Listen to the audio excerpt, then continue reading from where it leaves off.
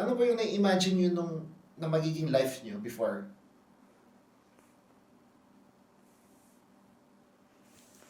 Una-una gusto ko na imagine ko ang sarili kong boss.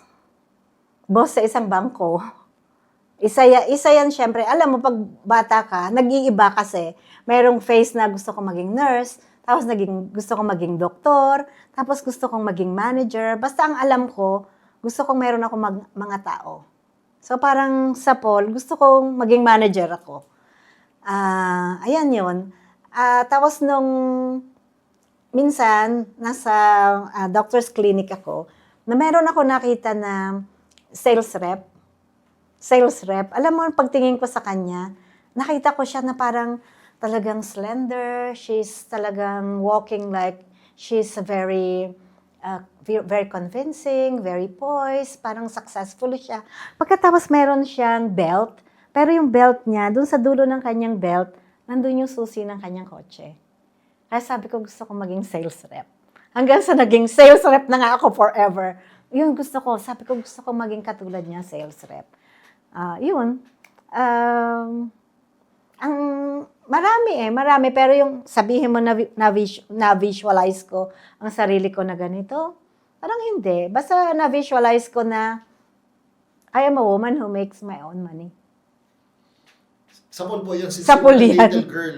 As a little girl, gusto ko ako'y meron. Ayoko kasi pati ng humihingi. Opo. Kasi syempre, di ba yung mga bata dati, ang dreams is gusto maging housewife, gustong makatira sa isang malaking mansion, or maging artista. Oo, maging dancer, oo. Pero sa nakikita ko ang sarili ko na sa iba't iba, parang nakikita ko yung iba't ibang characters ko, pero ang common denominator doon, I make my own. I am independent. I make my own money. Parang something like that. Iba kasi yung syempre, mayroon kang sinasabi. Ano po din yung moment in life na nasabi nyo, ang sarap mabuhay, alin po yung most free moment nyo? Nung nagta-travel ako na for work, parang strange, no? Kasi parang nakita ko na na bakit hindi vacation? Na parang sarap ng buhay. Alam mo, when I was traveling for work, na hindi ko na imagine ng sarili ko that I would be working for an international company and part of my job would be to travel for work and visit customers. And during that time that I would do presentation, pagkatapos, what am I saying? Sometimes, ano sinasabi ko? Bakit kausap ko sila? And why am I representing these giant companies? Tapos nakita ko sarili ko, wow, parang I have arrived. Parang something like that. Although, syempre, as an employee, sweldohan ka, pero bakit happy ako? Parang happy kasi ako na ang layo ng narating ko. Literally, pagkatapos yung isang nag-aral lang ako sa probinsya, hindi naman ako nag-aral sa Manila, wala naman akong master's degree, pero God has given me that opportunity. Meron ngang mga friends ako from college na nakalaman na yun ang trabaho ko, gusto ko yung work mo. Siyempre, parang maganda talaga, pero of course, there's also that side that it's very tiring. Very tiring. Fulfilling, but tiring at the same time. Kasi mataas yung expectation sa'yo eh. Yung demand, very stressful talaga. But when I was there, yung parang feeling ko, look at me. Look what I have achieved. Parang ganyan. At talaga namang, when my company sent me there to represent them, ginagalingan ko talaga. I made sure na polish. I made sure that I deliver. Ano nga pong company ito? Accucoms yan. Accucoms. Ito ay, we represented academic and medical publishers from America and the United Kingdom. So parang ako yung nagre-represent sa kanila where I covered, syempre, United Kingdom at saka ang Scandinavia and the whole of the Benelux. So travel. Noong una, sarap, pero eventually napagod ako after 10 years. Pero, thank you for that opportunity. doon po sabi nyo nga, tiring, pero dito parang nagkaka-adrenaline kayo.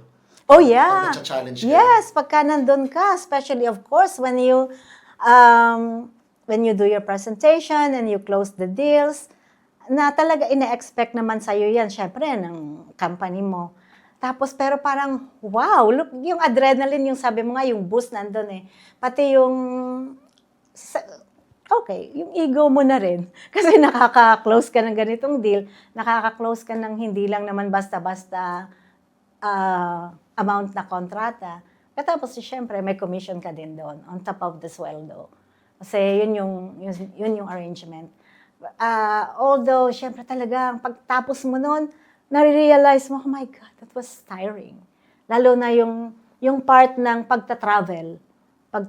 Dahil alam mo, 2 hours nasa airport ka na, tapos travel ka, tapos I had to do my job there. Pagbalik ko, nasa aeroplano ka pala nagagawa ka na ng report, but it's part of the job. It was also like my glorious years then, nung nagtatrabaho ako.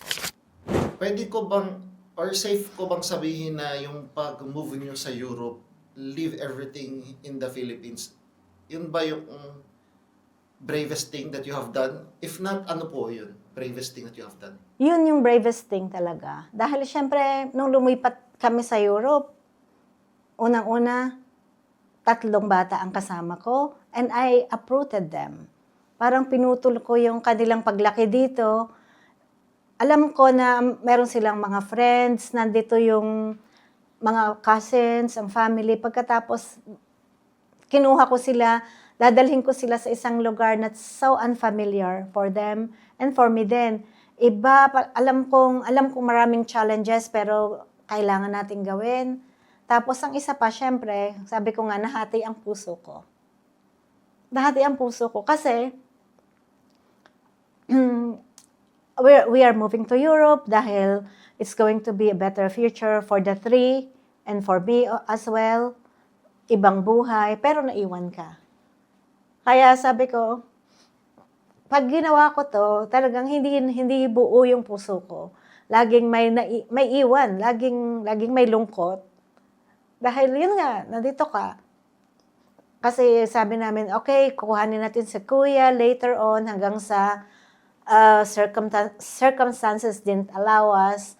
Kaya yun yung isang, hindi ko sasabihin siyang failure because we tried everything that we could.